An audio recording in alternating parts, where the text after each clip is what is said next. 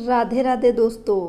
आज मैं जो कहानी लेकर आई हूँ उसमें आप देखेंगे एक गरीब किसान की लड़की राजा के सवालों के जवाब कितनी चतुराई से देती है। आइए कहानी सुनते हैं। एक बार एक राजा ने लोगों को 3 पहेलियाँ बूझने के लिए दी। क्या चीज़ शरीर को सबसे ज़्यादा ताकत देने वाली है? क्या चीज़ सबसे ज़्यादा मीठी है? और क्या चीज़ सबसे ज़्यादा चंचल है? उसी शहर में एक गरीब आदमी अपनी 18 साल की बेटी के साथ रहता था। जब बेटी ने ये पहेलियाँ अपने पिता से सुनी तो वह अपने पिता से बोली, पिताजी आप राजा के पास जाकर ये पहेलियाँ बुझाइए ना। वह आदमी बोला, बेटी वहाँ पर इतने बड़े बड़े अक्लमंद और अमीर लोग उन पहेलियों को बूझने के लिए आए हुए हैं, मैं उन लोगों के बीच कैसे जा सकता हूँ?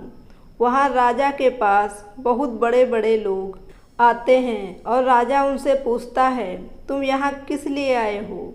वे लोग जवाब देते हैं, हम लोग आपकी पहेलियाँ बूझने के लिए आए हैं। राजा कहता है, ठीक है, अगर तुम मेरी पहेलियाँ बूझ दोगे तो तुम्हें 100 अशर्फी मिलेंगी और यदि नहीं बूझ पाए तो 100 कोड़े मिलेंगे।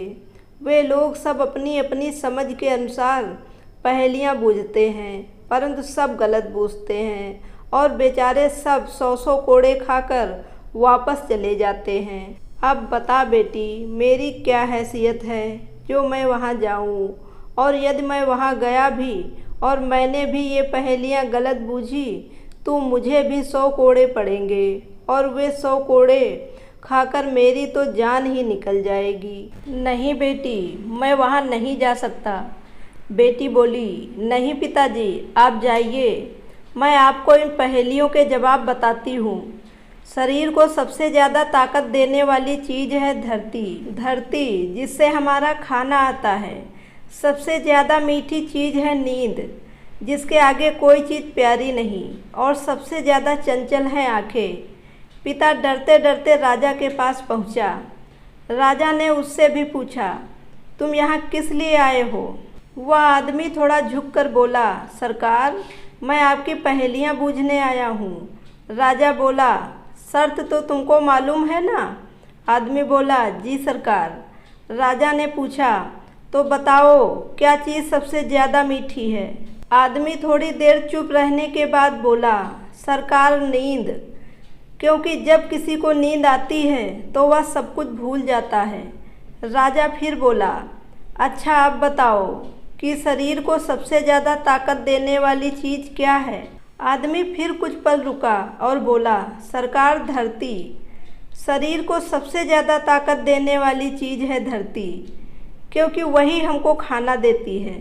राजा फिर बोला, बहुत अच्छे, और अब आखिरी सवाल, क्या चीज़ सबसे ज़्यादा चंचल है? आदमी बोला, सरकार सबसे ज़्यादा चंचल हैं आँखें। उन्हें बंद कर लो तो वे कुछ नहीं देखती हैं और उन्हें खोल लो तो वे आसमान के तारे तक देख लेती हैं।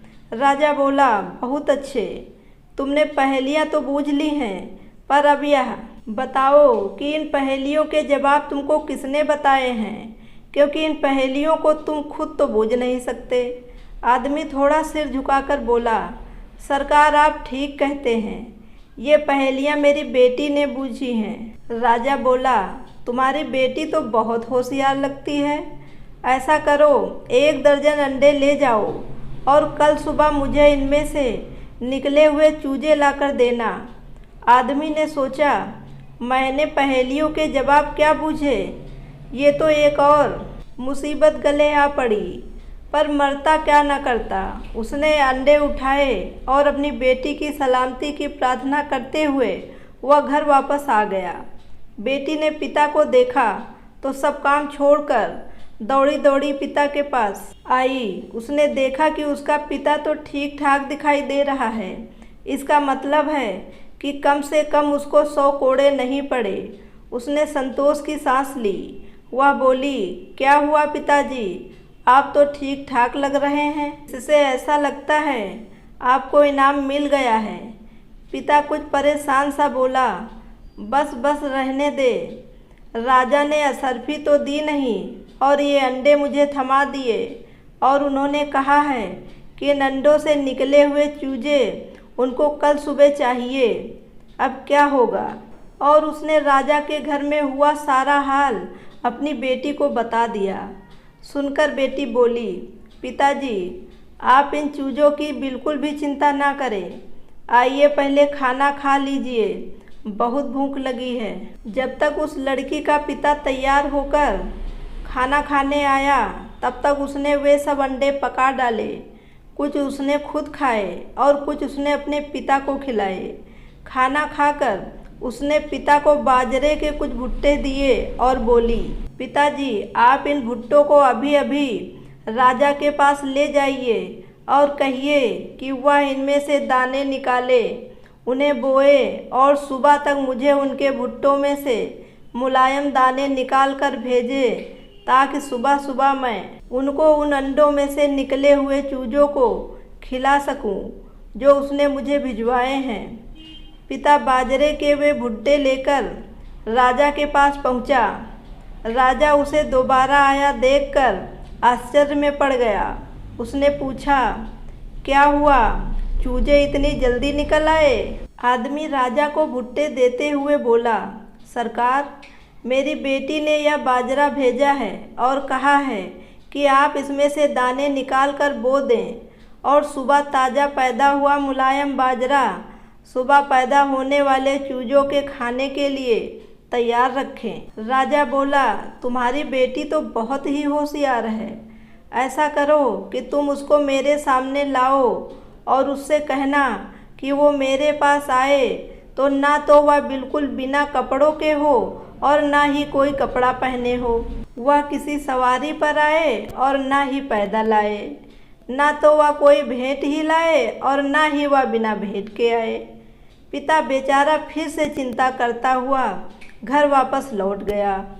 बेटी ने पिता को आते देखा तो सब काम छोड़कर फिर पिता के पास भागी आई और बोली, क्या हुआ पिताजी? अब राजा ने क्या कहा? पिता दुखी होकर बोला, बेटी, अब की बार तू राजा के फंदे में फंस गई।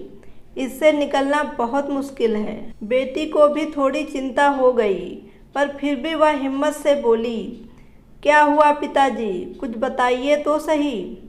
पिता ने उसे सब बता दिया तो बेटी की सांस में सांस आई और वह बोली, बस पिताजी, इतनी सी बात? आप तो बेकार में ही चिंता कर रहे थे। आप बिल्कुल भी चिंता ना करें, मैं सब संभाल लूँगी। आइए पहले खाना खा लें, फिर सोचेंगे। खाना खाकर बेटी अपने पिता से बोली, पिताजी, आप मुझे बाजार से 10 गज मछली पकड़ने वाला जाल ला दें। पिता बाजार गया और उसने अपनी बेटी के लिए 10 गज मछली पकड़ने वाला जाल लाकर दे दिया। उस मछली पकड़ने वाले जाल से उसने अपने लिए एक पोशाक बनाई और उसको पहन लिया।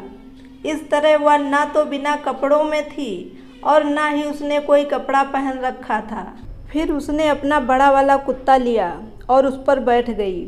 इस तरह वह ना तो किसी सवारी पर थी और ना ही पैदल चल रही थी, क्योंकि उस पर बैठकर चलने से उसके पैर केवल घिसट रहे थे। फिर उसने 2 चिड़िया पकड़ी और एक बिल्ली और अगले दिन राजा के पास चल दी। राजा ने जब उसे आते देखा तो उस पर अपने कुत्ते छोड़ दिए।